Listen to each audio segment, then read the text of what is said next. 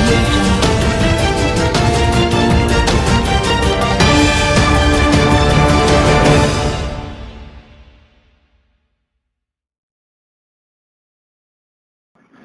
السلام علیکم، آپ دیکھ رہے ہیں کے نیوز چینل. خبر شامل کرتے ہیں فیصل آباد سے. ہمارے بیورو چیف حماد سومرو کی رپورٹ کے مطابق ڈپٹی کمشنر محمد علی کی ہدایت پر ایڈیشنل ڈپٹی کمشنر ریونیو میاں آفتاب احمد کی صدارت میں پرائس کنٹرول مجسٹریٹ کا اجلاس ڈی سی آفس میں منعقد ہوا.